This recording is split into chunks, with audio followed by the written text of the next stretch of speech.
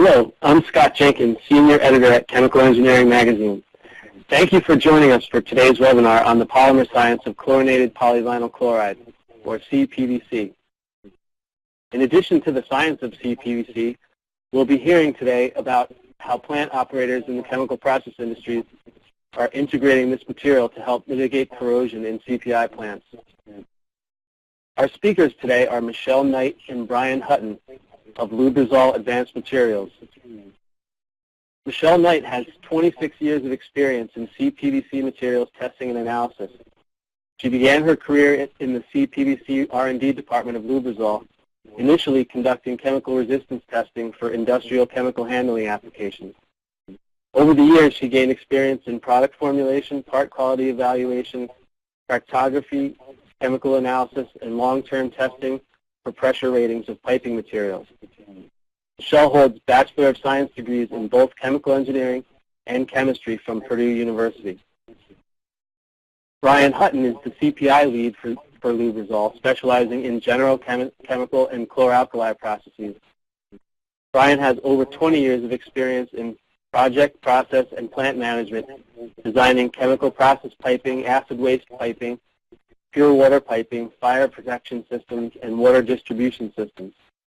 He holds a Bachelor of Science degree from the University of Delaware in chemical engineering.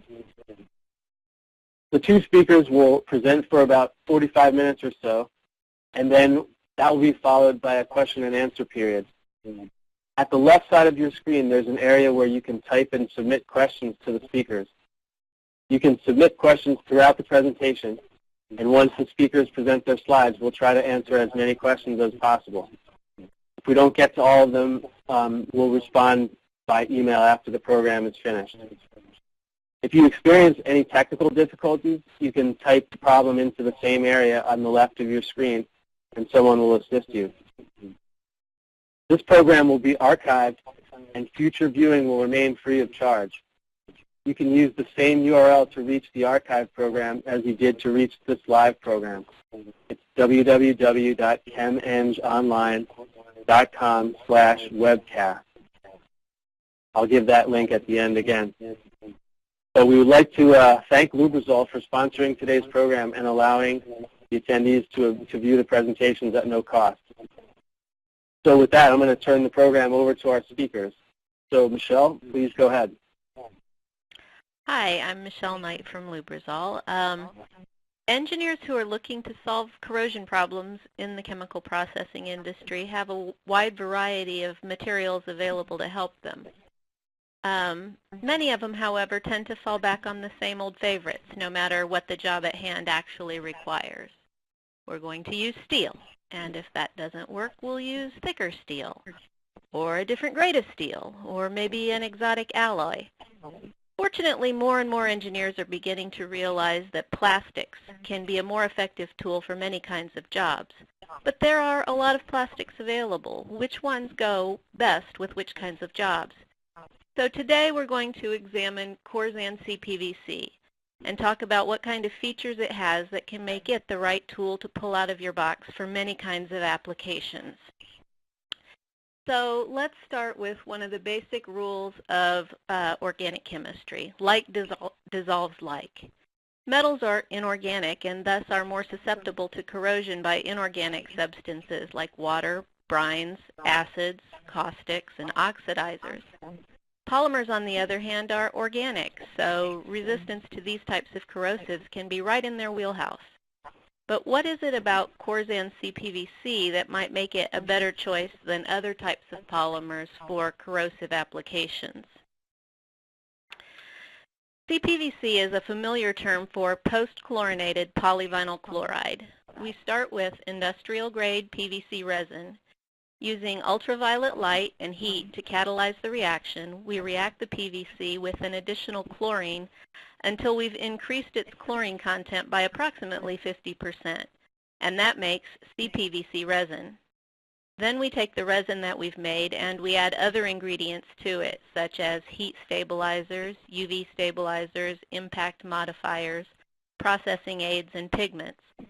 That final compound mixture is what is sold to manufacturers to make products such as pipes, fittings, valves, strainers, ducting, sheet, etc. And this is what it looks like before it gets processed into finished parts. There are different grades of material depending on what kind of part it will be made into or what its final use will be. Molding grades are generally pelletized and are used to make things like fittings, valves, and sheet. Most extrusion grades come in powder form and are used for making things like pipe and duct. But before we go on, let's take a step back and look at that chlorination process again. The PVC that we start with already contains a chlorine atom on every other carbon. In this molecular drawing, you can see the gray atoms representing the carbon backbone of the polymer. The large red atoms represent the chlorine, and the little blue atoms represent hydrogen atoms, which fill in all the other bonding sites on the carbon chain. When we post-chlorinate it to make CPVC, we increase the chlorine content by approximately 50%, from 2 out of 4 carbons having an attached chlorine to 3 out of 4. So what does that additional chlorine get you? As you can see from this approximately to scale image, those chlorine atoms are big and bulky and crowded around the polymer's backbone. That makes the polymer chains pretty inflexible. That means you have to add a lot more heat and work to get those molecules moving around. So this is what gives CPVC a higher temperature and pressure rating than many other thermoplastic industrial piping materials. It also means you need to add a lot more heat to get corrosive chemicals to penetrate into the bulk of the plastic. Those big, stiff, inflexible molecules of CPVC are very good at keeping things out. This protects the polymer additives that are dispersed among those CPVC molecules from chemical attack, as well as protecting the backbone. Those big bulky chlorine atoms are effective at shielding the backbone of the chemical from the effects of oxidizing and corrosive chemicals. They essentially block reactive chemicals from reaching the polymer backbone in order to break the carbon-carbon bonds and degrade the polymer chain. Among thermoplastics for industrial piping, this really gives you the most corrosion resistance bang for your buck. You have to venture into the much more expensive area of fluoropolymers to find a polymer that will handle more corrosive chemicals at higher temperatures. But of course, every good engineer knows that for every benefit there's a cost. For all the upside you're getting in higher temperature performance and corrosion resistance, there has to be a downside somewhere. The fact that those stiff, inflexible molecules are hard to move means that they're also hard to process into pipe. It's not all that easy to get those polymer particles melted and flowing so that you can get all these stiff molecules tangled together into one solid piece of pipe or fitting. And it's that entanglement of the molecules that gives the finished part its strength and corrosion resistance. So if the processing isn't done well, the product doesn't achieve its ultimate strength. Here we see 2 pieces of CPVC pipe that were used in very similar services with very different results. On the left is a microscope photo of a cross-section of a piece of CPVC pipe that was used to handle 98% sulfuric acid at ambient temperatures. The pipe did not fail, but after 10 years in service, a section was removed just to see how it was holding up. The overall penetration was measured at approximately 1/10 of a millimeter, and the maximum penetration of the acid into the pipe was measured at only about 1 millimeter. It was determined that the pipe had many, many years of useful service life still ahead of it. On the right, a photo of a cross-section of a piece of poorly processed CPVC that was used to handle 97% sulfuric acid at ambient temperatures.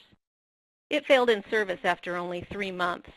You can see that the overall penetration was approximately 1/3 of the wall thickness, and in many locations, the sulfuric acid had penetrated completely to the outside surface. So the lesson here is that quality counts.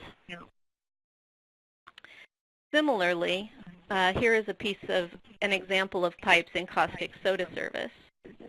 At the bottom is a microscope photo of 3 different grades of CPVC pipes that were tested for 1.5 years in an industrial sodium hydroxide application. The corrosion depth was very minimal, at 30 microns or less. On the top right, though, is a photo shot down the inside surface of a large piece of pipe that had been exposed to a lower concentration of sodium hydroxide for 2 years. You can see a long streak of through-wall cracking is evident, and that's due to inadequate molecular fusion during the manufacturing process of the pipe. On the top left is a fragment of very poorly processed CPVC that was used at an intermediate concentration between the two other photos. You can see widespread mud cracking on the interior surface, and that's due to the poor processing conditions under which the pipe was made. Another example of how quality counts when you're specifying CPVC industrial piping is shown in this slide. These pipes were used in similar chlorate process operations in the same chlor-alkali plant. The one you can see on the left is well-processed pipe, and it experienced a low rate of fairly uniform erosion over 6 years without failure, and had a considerable amount of good service life left in it. But the poorly processed pipe on the right experienced a very high overall rate of corrosion with patches and streaks of very deep erosion, and it failed in only 1 year's time. So again, quality counts when you're choosing a pipe manufacturer for CPVC piping. Now, of course, every rule has an exception. While CPVC has very good or excellent resistance to most inorganic corrosive chemicals like brines, acids, and caustics, the big exception to this rule is ammonia and ammonium hydroxide. Even housewives know that they need to be careful because ammonia can react with chlorine-containing chemicals. The carbon-chlorine bond strength in PVC is strong enough that it can often be used to handle ammonium hydroxide in many circumstances without adverse effects. However, that crowding of the chlorine atoms that we saw on the CPVC means that the bond strength is just a little bit weaker, and it's just weak enough that it allows CPVC to be reactive with ammonium hydroxide. It's so reactive that after less than a year in service, the chlorine was essentially completely stripped off of this CPVC pipe, leaving it completely degraded and mud cracked. So remember that one exception to the rule when you're thinking about using CPVC for handling corrosive caustic chemicals. Just because CPVC's main wheelhouse for chemical resistance is corrosive inorganic chemicals, that doesn't mean it can't be used for handling a wide variety of organic chemicals. So keeping with our previous theme of like dissolves like, polymers are going to be much more susceptible to organic solvents than metals. And while there are quite a few chemicals that CPVC is capable of handling in every circumstance, and there are even more that, oops, sorry, it's not advancing.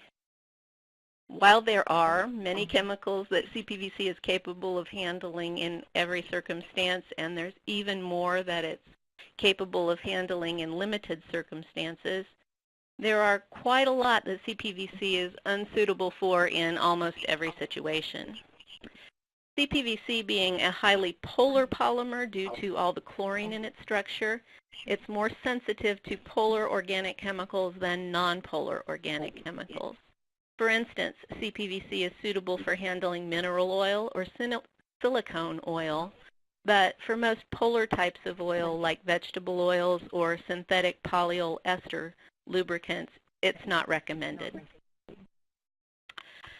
So I've given you a good general overview today of where CPVC is likely to be an effective solution to corrosion-related problems and where it may not be the best choice. But where can you go to find out additional, more specific information to learn whether CPVC might be right for the particular job you have in mind? First of all, manufacturers of Corzan CPVC products publish extensive chemical resistance tables that list a wide range of chemicals and conditions. And in addition, they have technical staff on hand to help you investigate chemicals that might not be listed in the tables, or the potential effects of mixtures of chemicals. If it's a particularly unusual chemical or mixture, testing might even be available through Corzan manufacturers and Lubrizol. So go ahead and take advantage of those resources. Ask those questions. There are lots of applications out there where steel pipe is corroding and not really doing the job well, and CPVC might be just the right tool to fix that. And Lubrizol and the manufacturers of Corzan products want to help you identify and solve those problems. If CPVC is not the right tool for your job, though, we'll let you know that as well. However, when you're investigating any material of construction to specify it in a new or existing job, it's important to ask the right questions and consider all the details. But before I hand it over to Brian for the second half of today's webinar, I just want to leave you with a couple of examples where somebody didn't consider the details sufficiently and chose CPVC for wrong applications. Here, Here, the job was specified as handling a water treatment flocculant at 105 degrees Fahrenheit, something that CPVC ought to be perfectly suitable for. The detail the specifier overlooked was what else was in his wastewater line. As you can see, the pipe has swollen and become soft at the water level line from absorbing some chemical floating on the surface of the water. When the pipe was analyzed, it was found to have absorbed butyl acetylphenone. Similarly, in another wastewater line in a pharmaceutical manufacturing operation, CPVC was specified to handle 20 to 30% aluminum chloride at 105 degrees Fahrenheit. Again, CPVC should have been an excellent choice for this corrosive salt solution, but as you can see, the pipe failed by environmental stress cracking down its entire length. When the pipe was analyzed, many different solvents were found absorbed into the pipe. So again, take advantage of all the resources, call on the manufacturers of Corzan products, call on Lubrizol representatives like Brian, but make sure you're asking the right questions and mentioning all the right details so that they can make sure they're recommending the right tool for the right job. So with that, I'm going to hand it over to Brian, who's going to tell you more about CPVC in the chemical process industry. Thanks, Michelle. That was great. It's great working with people like Michelle. So, in any case, appreciate everyone tuning in here today. We'll go to the next slide here. And what I want to talk about as we move more into kind of practical applications and things like that of our Corzan CPVC materials.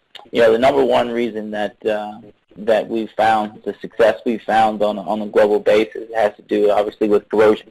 It's a tremendous issue that the chemical process industry as well as many other industries have to deal with. And luckily for us, we've developed some technologies at Lubrizol, which again, I term Corzan a technology when you go out, because we do work with a group of manufacturers. Corzan, in essence, is a technology used in the production of high quality, pipe, fittings, valves, and things such as that.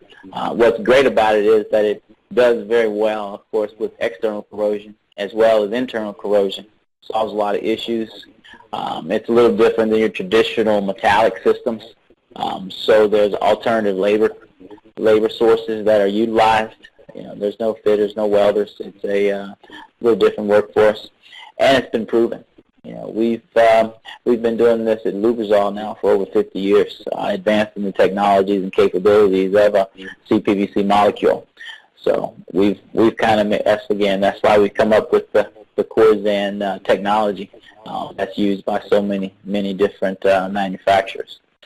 Let me take the time to show you a couple of things here. When you look at a CPVC system using the Corzan technology, it's typically in size ranges anywhere from 1/4 inch to 24 inch in size.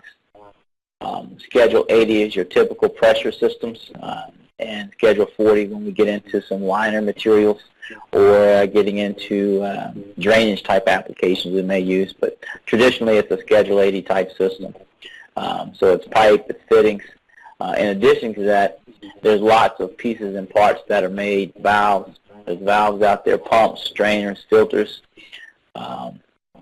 And we're lucky enough to have many different fabrication partners that we work with that utilize the sheet and duct materials that's made out of the CPVC material, bar stock, welding rod and such. So there's quite a bit of opportunities to go in different settings with the material, as well as, I guess I already mentioned duct, but again, duct and towel packing, which is very, very, very good. Let's take a look at applications in industries. The neat thing about CPVC materials are that they span quite a few different industries. The chemicals are very common in all of these different industries, like aerospace and metal treatment, the mining industry, electronics, wastewater, and we span the gamut, doing both well in very good acids as well as caustics, and of course water. Water is a very good application for us, where CPVC is used for all types of water, DI, RO water, as well as potable water, non-potable, and things such as that. So very, very common usage. Let's delve in a little bit to some of the issues we've had. I know when I was doing work in some of our facilities, these questions always came up, so I wanted to kind of open the door to talk a little about it, because when you start looking in the industry at plastics, many people don't understand that there are quite a few different types of plastics. And I don't want to give the impression that we're experts on all plastics, because I certainly am not. But there are quite a few different types of plastics out there. Of course, the traditional PVC. Then we get into our CPVC technology, the polypropylenes, the polyvinyl fluorides, HDPE, ABS type materials. So one of the questions that we constantly have to deal with is, well, why Corzan? Why would we want to use something like the Corzan technology to solve our issues in our facilities? And believe it or not, a lot of times it comes down to economic advantages, balance that of the performance. And so when you start looking at where CPVC falls with a lot of other plastics, along with metals, things such as that, we have a very good story to tell from a standpoint of temperature capabilities mixed with the economics of the actual install. So it's a happy medium. So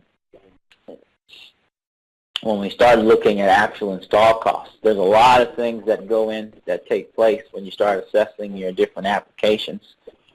It's not just the piping systems, it's how you install it, it's how long is it going to last. There's a lot of different factors that end users tend to weigh.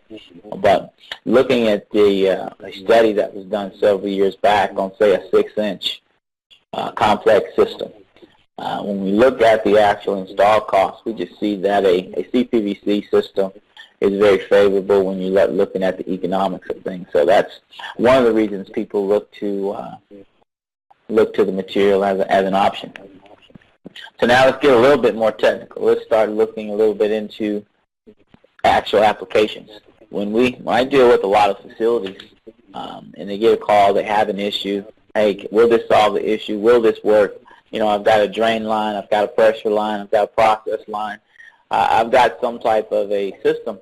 The first thing we like to talk about is what we call a PTM, and it's pressure, temperature, and medium. What are our pressures? What are our temperatures? What's the actual medium? And so that is very important. And sometimes it's very hard for people to understand why we ask the questions we ask. But it all goes back to what Michelle was mentioning earlier, is that in many instances we have chemicals that we think we have in the line, but the reality is there's other chemicals there. And so it's very important for us to get more of a background about what type of facility you're actually putting it into, what type of process it is, so we can better use our experiences over the last 50 years to help better assess whether or not we'll solve the solution that you have. So it's very important. One of the biggest issues that we tend to see with CPVC is most people have a hard time separating CPVC from PVC. That's one of the reasons why Corzan has been linked as a quality specification for many years. when you look at the suitability range on the chart here, the yellow area, we did a study, and a lot of very smart professional engineers and material specialists, as well as project engineers and plant managers and plant engineers. And the yellow area actually represents the results of the perceived acceptability range for CPVC material. As you can see from the chart here, the green area is where the actual application range is. So there's a huge disparity from the perceived versus the actual. What the right material is. Another factor that we focus on the industrial sector, where the majority of piping is outside, it's in a pipe rack, it's exposed to the sun, it's exposed in many areas to high heat, high ambient heat. You know, there's quite a few inquiries that we get that come in and say, well, the temperature is just ambient. And so we have to clarify, well, where exactly is the application? Because an application in Cleveland, Ohio is a little different than an application out in Death Valley, or an application in some other parts of the world where the ambient temperatures can be quite warm. So one of the things that Michelle's done a lot of work on, and that we've seen over the years and studied, is that when you start looking at the effects of sunlight on the external temperatures of your pipe and your pipe racks, there can be quite a bit of disparity. And so when you look at those, and you look at things like a PVC, and then you look at that of a CPVC like our corrosion technology, you can see there's a pretty big dynamic there. So just make certain that you make sure you assess your applications. When you start looking at your ambient temperatures, take note of where you actually are. And just note that that's, again, one of the huge differences between a PVC and a CPVC is that temperature capability, which means a lot in your pipe racks. So just be cognizant of that as users looking to solve a problem. So that being said, I'm going to look at one particular chemical for a moment. When we look at this particular chemical, hydrochloric acid, HCl, very common. You know, we've developed some testing, Michelle has done over the years, and you assess, okay, well, where is it good? And some of the charts we put together, like this one, looking at temperature and concentration, you can kind of see it's a pretty favorable chart for us. It's all blue, which means it's all good. When we look at it, it's going from all the way up to around 180 degrees. And we look at our concentrations of HCl, meaning we're all the way up basically to the heavily saturated point of around 37%. We do extremely well. So, and when you look at a chemical like HCl, when I was mentioning earlier about how many different industries we work in, well, HCl is a very common chemical used in a lot of industries. One such industry is the wastewater world. When you start looking at wastewater treatment and such, where you get into the different acids and caustics used in that process, HCl is definitely one of those common areas. These are all type of chemicals that CPVC does very well with, like sulfuric acid and nitric acid and phosphoric and some of the chlorides. As facilities begin to get away from the use of chlorine cylinders for transportation and such, they're generating hypochlorite, or they're generating materials on site. And again, those are some very good fits for a CPVC type material. And with the added temperature capabilities of a CPVC over some of your traditional materials like a PVC, or it makes very good safety factors worked in for when you have excursions. One of the areas I do quite a bit of work with in my particular focus area is the chlor-alkali industry. The chlor-alkali industry is a very harsh environment where you produce, obviously, chlorine and caustic. Some people also produce the bleach, sodium hypochlorite, I should say. There's quite a few different, say, a hydrochloric acid. Again, it's one of those cornerstone chemicals that moves into a lot of different areas. But one of the other areas we get into for chlorine drying towers and some other instances, we get into such things as sulfuric acid. And I show you this resistance because I want everybody to understand it's not always a rosy picture. Kind of like Michelle mentioned earlier, there's certain things we just don't do well in and certain things we do well.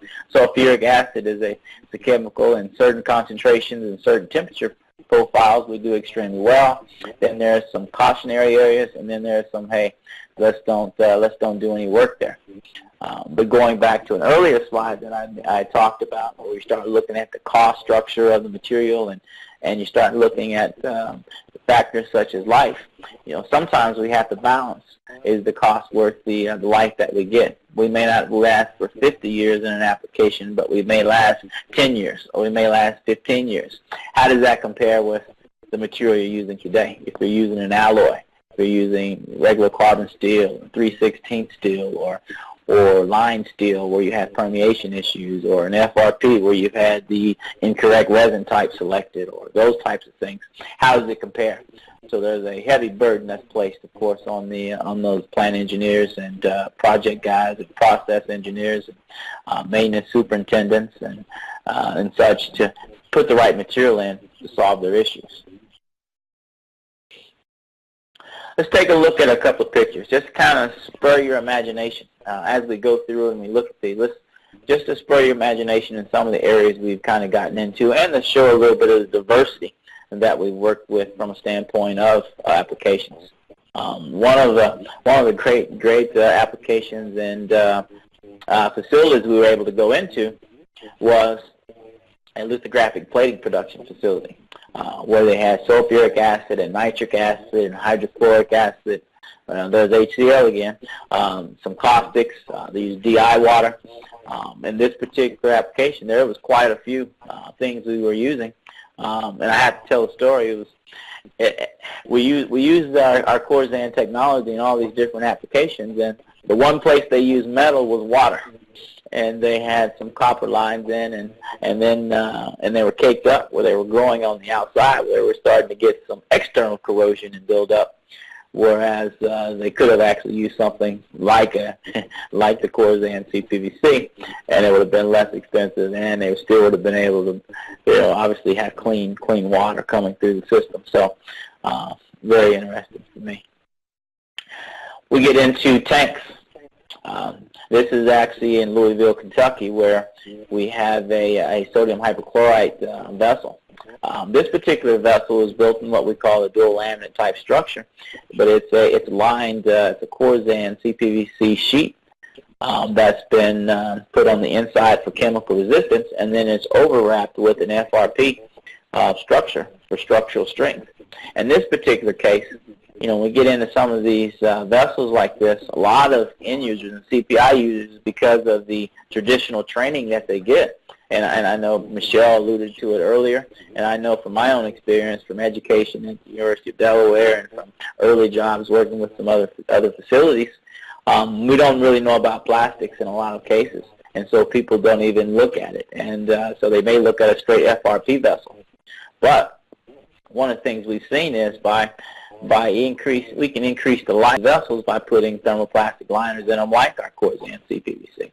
In this particular instance, we actually replaced a titanium vessel. So again, titanium or a dual laminate vessel, and we expect a pretty long life out of this. Another application that we actually saw here recently, where we were looking at an implant plate clarifier in one of our facilities, where it's using, again, HCl. In this particular case, and this is part of the waste treatment stream of this facility, where we were getting up to around 160 degrees. This plate clarifier originally was using PVC plates. And one of the things we found out pretty quickly was that, well, we're heating it up too high, and the CPVC can't take it. So because of that, now we're looking at a CPVC. And so we replaced it with some of these Vicon-produced CPVC sheet material, and that's solving our issue of temperature. In case you wanted to see what the inside of that dual laminate tank looks like, this is actually a vessel that was constructed. This vessel is about 15 years old now. it's still in service. But in this particular case, it's a 12-foot by 30-foot vertical vessel. And one of the things you'll see there is you've got the sheet material that's being wrapped around the mandrel where it's actually welded together. All the seams are welded. It has a backing on it. They do spark testing, and then before it's actually overwrapped with the FRP. So a lot of different construction types that we can get into with the materials and the flexibility and patience. Some other things we get into, just to show a couple of more pictures here, is wet chlorine gas applications in chlor-alkali facilities. So when you look to assess, and again, it can differ a little bit with the different processes used in chlor-alkali, but again, these are some 24 and 36-inch headers that were fabricated out of duct material and sheet material and overwrapped with an FRP for structural, where in this case we were looking at 210 degrees F. We've actually seen applications where we've been taking all the way up to 220 degrees F with the FRP overwrapping. So it's again, some interesting things. Another vessel that I want to show you here is actually a Sikoring drying tower or an absorption tower. In this particular case, these towers were constructed with again some Bicom Corzan sheet material as a liner for your chemical resistance and an overwrapping of the FRP, and really neat little vessels that are going in. These are 6.5 feet by 30 feet in height. Those are some pretty heavy industrial, but there's also quite a few light industrial type applications we get into. There's a lot of skid manufacturers with a lot of the on-site production of things like hypochlorite.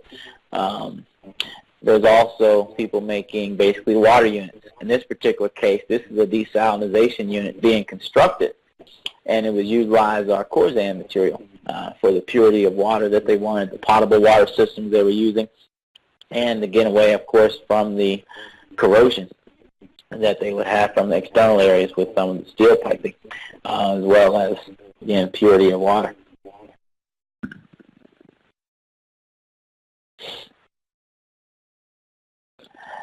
Let me touch. I used the phrase earlier, dual laminate structure, and I'd like to kind of just show you, just kind of introduce you to it. This is a technology, or a method, I should say, that's continuing to grow in the industrial sector with plastics and thermoplastics as liners. And basically what we're talking about is taking a particular thermoplastic liner and let that be your chemical resistance layer. That layer is then bonded to a fabric backing where it's prepared so they can overwrap it with an FRP or bond it to an FRP structure that's going to actually provide the physical strength and support for the line. This is very, very common in the chlor-alkali industry and several other industries, and is actually something that we're really looking at some real possibilities in the wastewater world, where instead of using vessels that fail after 10 to 15 years, you look at a thermoplastic liner for a marginal difference in price up front, and then a possibility of doubling the life of the vessel or even more. So again, just depending on the type of application we're looking at. And I had a couple of pictures from a shop of some work that was going on, just to kind of see. This is a rough shot, but you can see a guy in the shop, this FRP shop, where they're taking a CPVC pipe and they're overwrapping it there with an FRP. They're laying it up, as they would say. So pretty neat thing. I don't know if we've kind of mentioned it earlier, but again, there's a lot of support that's available to better understand these types of structures and different applications and things. So pretty exciting industry for me. So to kind of pull this back around and summarize, again, when we look at our Corzan technology, there's some distinct advantages that actually exist. And I'm going to pop here to our manufacturers for a moment here, because when you look at the Corzan technology, one of the reasons that many facilities, as well as engineering firms and things like that, they'll specify the Corzan technology as their material choice. As we talk a lot to people, we can easily say corrosion and CPVC, but unfortunately CPVC isn't corrosion. There's a difference, and that's where we get into what it is when Michelle talked earlier about our compounding step of how we compound and modifiers and things like that. I like to tell people we're the modern day Betty Crocker, so to speak. And from a standpoint of we're creating compounds that we can work with high-quality manufacturers with that can produce a very consistent product, so that when you hear the name, you hear about the technology, it's a synonym for quality, high-quality material made with great partners. As Michelle had talked about, extrusion quality is extremely important. So it's not just good to have a great dough to bake from. You got to also have a great oven. You got to put that together, and so great partners working together, we can solve a lot of issues that are out there in the industry that is plaguing the industry from a standpoint of fighting that corrosion that they're getting from your traditional systems. So that ability to solve the external and internal corrosion issues that exist, the ability to bring in alternative labor sources. So you're not pulling all the welders and fitters. You're actually getting a different workforce to come in and to assist. The consistency of the material, being that it was over 50 years ago that we first commercialized the production of CPVC. And we've since been around it for years. We've been able to really have a tremendous technological advantage out there, having people like Michelle, who does a lot of our analysis and chemical resistance testings and things like that. We've been very, very successful with that. So, and then when you start looking at your capital projects that you deal with, we're all under pressure to get our installations done, to fit our projects into a turnaround window. We all know what it's like. If you're plant engineers out there listening, you know what it's like when the word shutdown is said. It means here comes the cots, right? We've got 2 weeks, we've got 2 days, we've got 3 weeks, whatever it is, and X amount of things must get done. So because of that, when you start looking at installation times, when you start looking at your project cost profiles, are we looking at installation cost? Are we looking at the long-term cost of structure? All those things come into play. And luckily for us, it's in the industries that we work in the chemicals that we recommend our materials for, we're able to solve those issues by providing something that's economical, by providing a solution that you can trust in and believe in. And in many instances, while we're becoming more economically beneficial, we last quite a long time. So there is a difference. People try to lump everything together, and I recommend that people, when we talk about any materials, even if they're looking at other types of materials like the polypros and things like that, understand that there is a difference. There's difference in plastics, and there's differences within the plastics.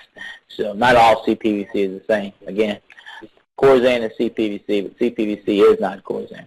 So that's why we're lucky enough to have the privilege to work with some great manufacturers who are making the pipe, the fittings, the valves, the ducting, bar stock, shapes, and those types of things. So I'm excited. I want to thank everybody for tuning in today. I'm going to be turning this back over to Scott. And again, I really appreciate everyone's time, and I thank you all for taking the time to listen to us today. All right, back to you, Sky. Great. Thank you, Brian. Thank you, Michelle. Excellent presentations. So we've, in the course of the program, we've gotten a number of questions, quite a few questions actually. So we're going to get right to it and see how many of these we can get to. The first question has to do with whether or not CPVC could be used for fuming nitric acid fuming piping systems. And I'll take that one. No, CPVC is not recommended for fuming acid, whether it's fuming nitric acid or fuming sulfuric acid.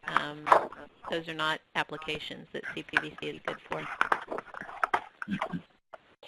No. And then another part of that question actually was, if you could talk a little bit about the abrasion resistance of CPVC.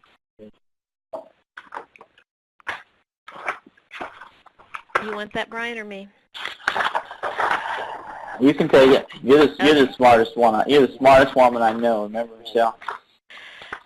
Well, okay. Abrasion resistance. Plastics in general are typically more abrasion resistant than metals, so it's often a good idea to switch to plastics if you're having abrasion resistance issues.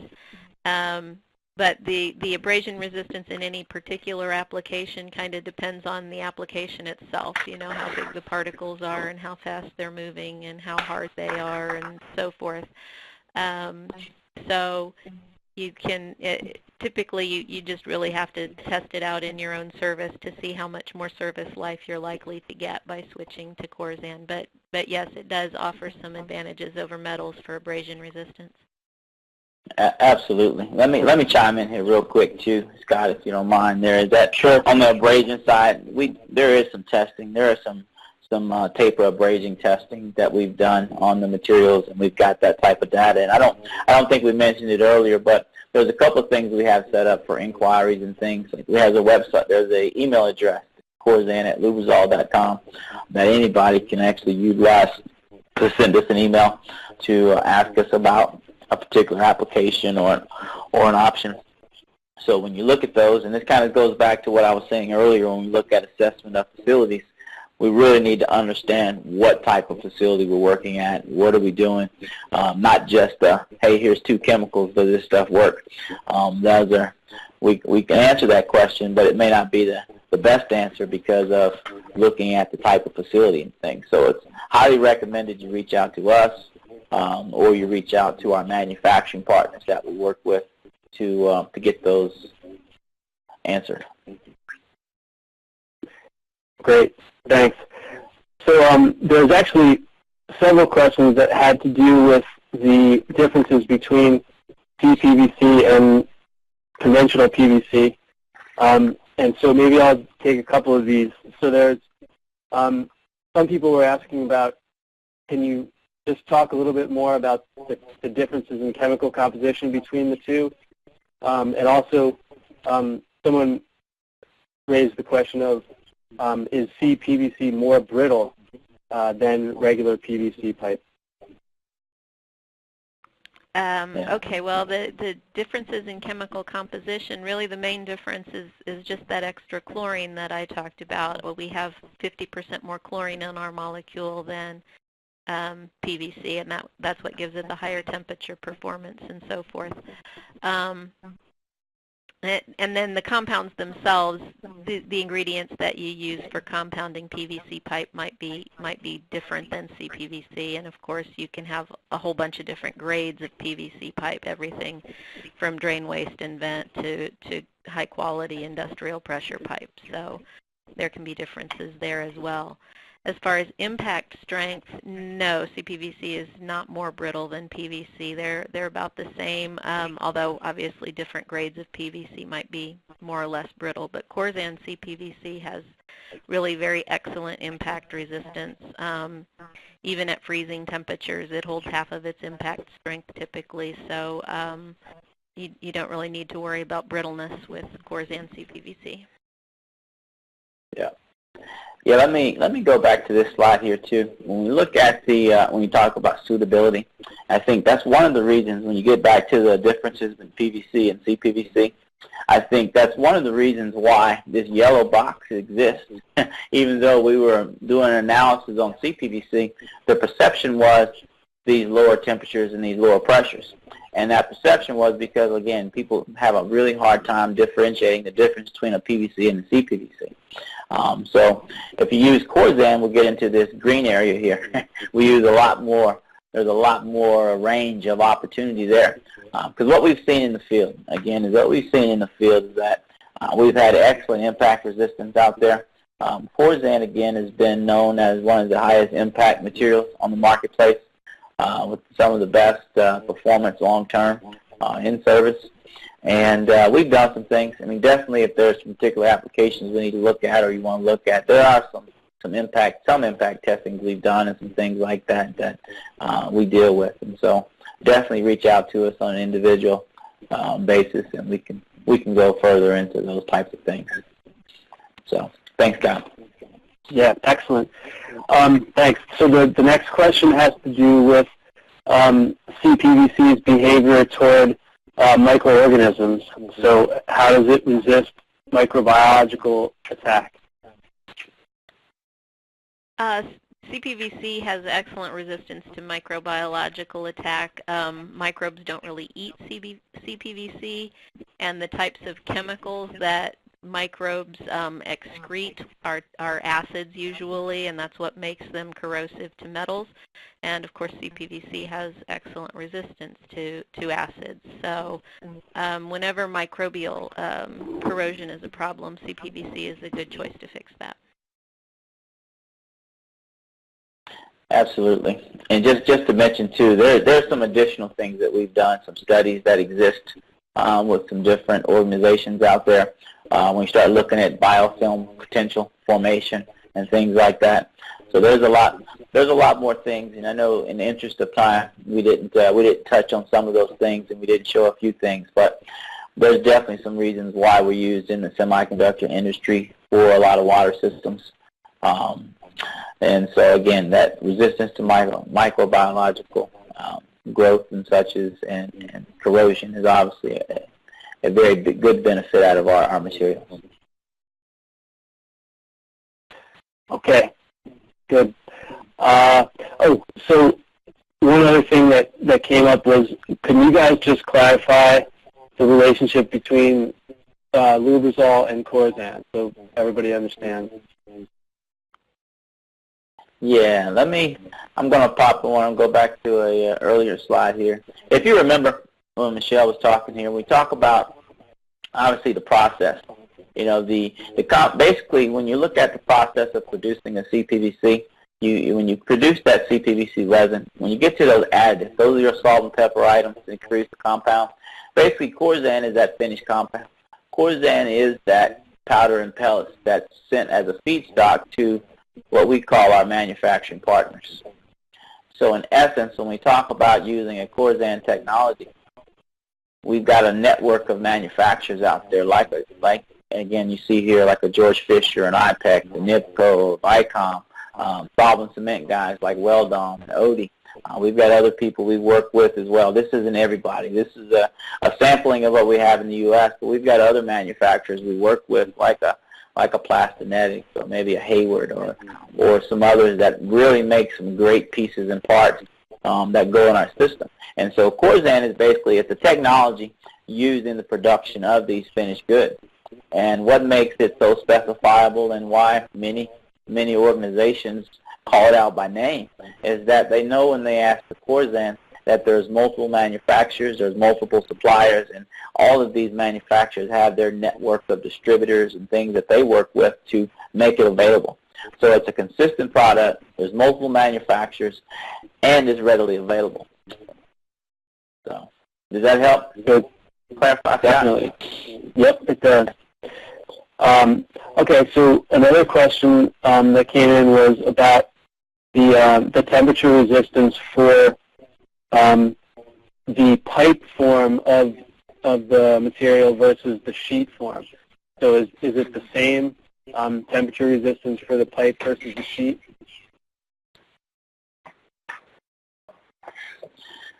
Yeah, I'll let you answer that one, Michelle. Okay. The sheet grade sometimes does have a lower heat distortion temperature, but depending on what kinds of parts you might be making out of it and whether they're fiberglass reinforced or not, you can often use it up to the same temperatures as the pipe. Right. So in essence, they're typically the same on chemical resistance. Just part of the application process when we review that we go through with the different end users. Right. Okay.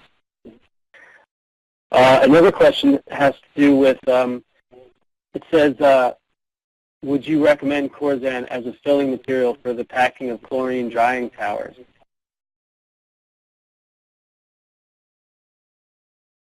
You gonna cover that, Brian, or me? Yeah, I can touch on it. I don't. It's a. I don't know if I can necessarily answer it right here, because when you look at the chlorine drying towers, what I've actually seen, like the pictures I showed earlier in the presentation, they actually have they use some hastaloy and some titanium internals on some of those because of some of the structurals. So it's a possibility, but again, it just depends on each application. And we traditionally haven't gotten, we work with people like Gear who've actually produced the packing. And so if we were looking at a packing type application, we would actually bring in our partners that we work with, and to make sure that everybody's on the same page with the applicability of it. So again, it's all about conditions. And we've seen some there's a couple of different chlorine drying processes that are out there, and obviously use sulfuric acid temperatures, and it just depends on the application. So that's the way I look at it. What's your thoughts, Michelle? Yeah, I agree. I think in some cases, you can use it for the top of the tower where it's not as hot as at the bottom of the tower, for instance. But yeah, like you said, it all depends on what the temperatures and concentrations are inside that tower. Yeah, Scott, I'll tell you here too. I've seen many people talk about different types of materials, and one of the things, Scott, I can tell you for certain is I never felt like there's ever a material that's just perfect. When you look at the CPI industry, there are so many varying processes. I've seen several different, say chlor-alkali, for instance. There's several different facilities using the same type of technology, but nobody runs it exactly the same. There's always some differences in how they line it out. There's differences in just certain parameters, and sometimes there's differences in contaminants. But again, everything is always a little different. And when you get into a lot of the heavy industrial stuff, it really is let's look at it on a case by case, and let's see what we have, and let's assess it so that we can. We've always been a company that wants to partner with people to help them to achieve success. To even more exemplify it when we became part of Berkshire Hathaway, and it's all about, again, that continued customer relationship where we can work these things together to properly assess the application, put it in applications where it's going to perform well, manage expectations of applications where it's not going to last forever. And but again, just to make certain that we're properly assessing the situation and we're putting the best material in for that facility and how they want to run their facility. Okay, great. So we're almost to the end of our time, but we're going to see if we can squeeze in a couple more questions here. You guys mentioned in the presentation a little bit about using the material for chlorine, but could you maybe talk a little bit more about the compatibility of CPVC for chlorine? For chlorine. You want to handle that, Brian? You call on all the chlor-alkali plants. Sure, I'll answer that. And again, I think it goes back to the fact of, well, when we say chlorine, what do we really mean? Are we talking about because again, there's differences. When you look at say in a chlor-alkali facility, when you look at the older technology of mercury cells, which are kind of on their way out, they're being phased out in many areas, but mercury cell production. Then you get into the membrane cell, diaphragm cell, which I guess came along next, and then the membrane. Membrane is probably the most popular these days, and probably the most I don't want to say economical, but it's probably one of the most environmentally friendly of the methods. There can be differences in those chlorine streams, and then when you start looking at individual facilities who use chlorine, where you're looking at, say, a wet chlorine or a chlorine out of a cylinder, or you're looking at chlorine from right out of an evaporator. Unfortunately, Scott, I mean, there is no clear cut. We're just good everywhere. There's no clear cut. Hey, it's chlorine. Let's use it. It's always let's take a look at the application. Let's make sure we understand what we're talking about, and let's make sure we both understand what the results would be if you used us, or if not. On many occasions we recommended people, well, we may work well, but this may work better. I mean, so again, it's always about application assessment for that particular application at that particular facility, because again, there's always nuances and differences. And so there really, again, I don't think there's ever a perfect. It's always a, let's just take a look at it and what's best to meet our objectives. Okay, good. So let's try to get one more here, and then we'll wrap it up. If I understand the question correctly here, the question is about how you handle joints, pipe joints in the Corazan, in terms of welding, gluing, and I think that they also are wondering about what the differences are between doing it in the shop versus doing it in the field. Mm-hmm. Yeah, when you look at joining methods, there's really, I don't know if you look at it as a lot or a little, but the primary method of, say, an unreinforced material is typically your solvent cement method. That is the primary method. One of the things we've definitely seen over the years, though, Scott, is that in certain industries, there's different techniques that have been used because of the industry and pressures and things like that. Like in the chlor-alkali industry, there's quite a few lines that we work in where there isn't much pressure, and in many instances, it's a slight vacuum. So it's not a high stress from a pressure situation, whereas in other applications, we may be looking at 200 PSI type water transport application. So it's a different amount of stresses. So the stresses are different. So traditionally, what we've always seen is solvent cement is your typical primary method of putting joints together. Is a solvent cement process, which is a chemical weld. It's not a glue with CPVC. We've seen people use welding applications where they take welding rod and they actually weld the material together. And Michelle can expand more on this if she likes, but being a material that you can shape, we've had people form the material where they've heated it and shaped it and different things like that. There's definitely a difference in, say, welding in a shop versus welding in the field. Our thing is that we highly recommend that anybody put this material in, and that's anybody, that they get properly trained to understand what they're doing. Understand how to do the solvent cement correctly. If they're welding, to understand that the welders have the skill set necessary and the proper training necessary to properly weld and set the conditions, to make sure the conditions are right to optimize.